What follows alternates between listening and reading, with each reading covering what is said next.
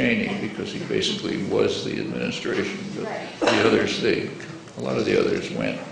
And it was more of a familiar kind of what we call centrist administration. And Obama's pretty much following the policies of the second Bush administration. What he would do in the next term, if he has another term, I don't know how to predict, depends on the world situation.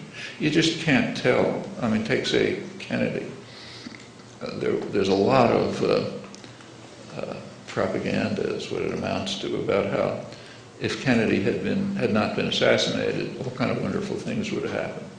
He was planning this, that, and the other. He was going to get us out of Vietnam. He was going to make peace in the world, and so on. The evidence for that is zero. I mean, on Vietnam, for example, there's a massive evidence. And what it shows is he was sort of toward the hawkish end of the administration. He was willing to tolerate McNamara's proposals for slow withdrawal from Vietnam, but always with a qualification: after victory. Never departed from that.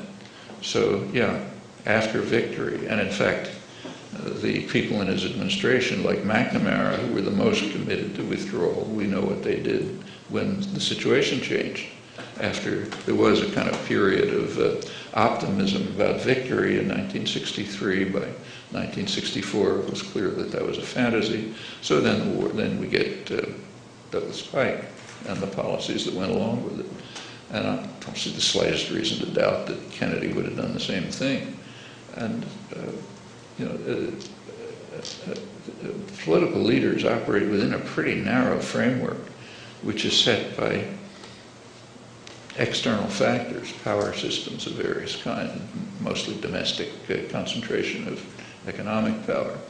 And there's a difference between them. They're not identical, but I don't think that these differences are very predictable.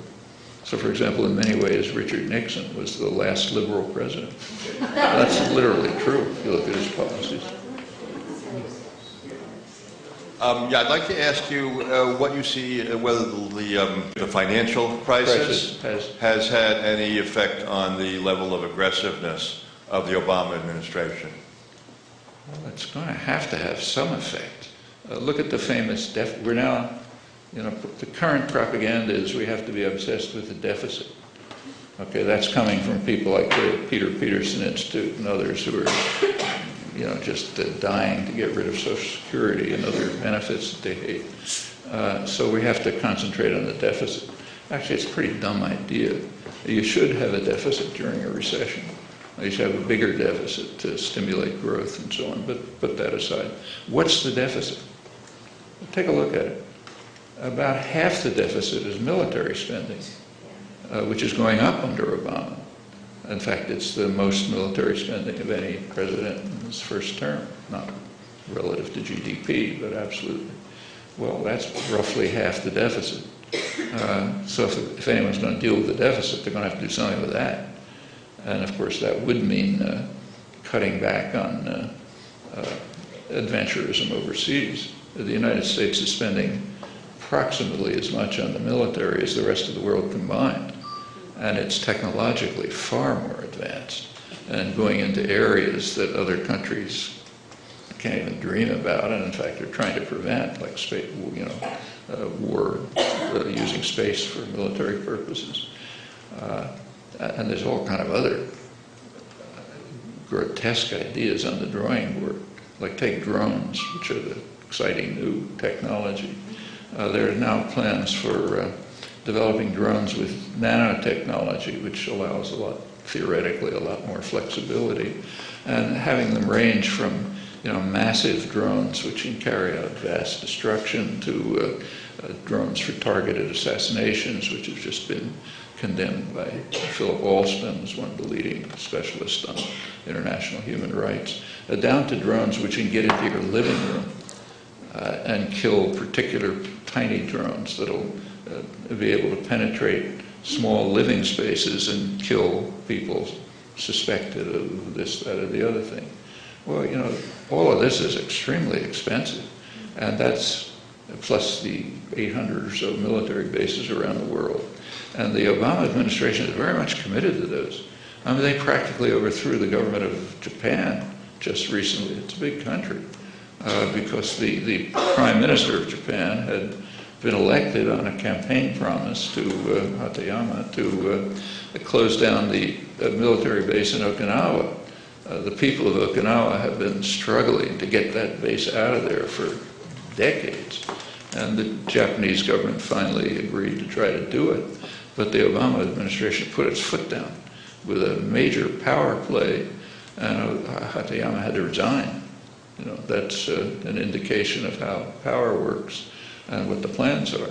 So yeah, if there's going to be any effort to deal with the growing deficit, a serious effort, that's what it'll have to concentrate on. Now, it's not going to.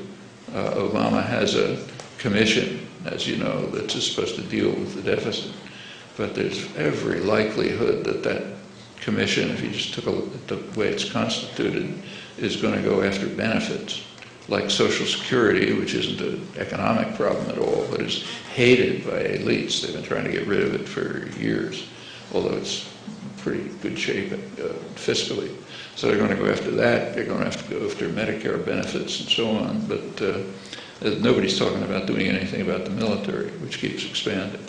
But yeah, that's going to be a constraint at some point. You know, you can't go on like that forever.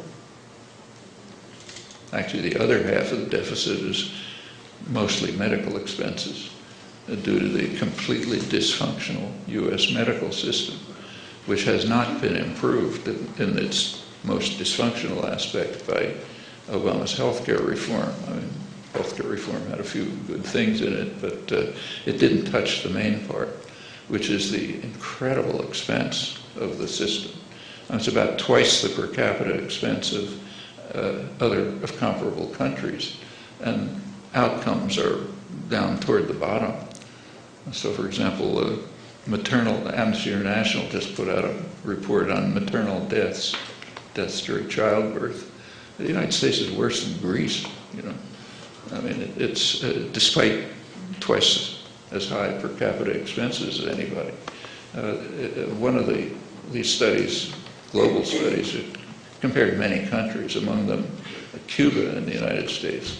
Cuba has approximately the same health outcomes as the United States at 5% of the expense per capita. Well, none of this is touched in Obama's healthcare reform. This is the only country in the world, as far as I know, where the government is barred by law from negotiating drug prices. They can do it in the Veterans Administration, so their prices are sort of reasonable, but Medicare can't do it. So of course drug prices are 2 or 3 times as high as anywhere else. Obama insisted on that. He made a promise to the drug companies that wouldn't be touched, over the objection of 85% of the population, according to polls at the time. All right, that's not touched. The privatized and virtually unregulated insurance basis for the system is extremely expensive, and that's not touched. In fact, as you know, Obama killed even the public option over the objection of probably 2/3 of the population. So these things are just, that's holy territory. Financial institutions are far too powerful in dominating the government for there to be any real progress on this, unless we move towards a functioning democracy. But what the point you make is correct. There is a conflict coming up between a financial crisis, which is going to stay. It's not going away. Unemployment's going to be very high for a long. It's not just a financial crisis. It's a general economic crisis. Unemployment is extremely high. No indication that it's going to reduce. In fact, the economists are now recalculating what's called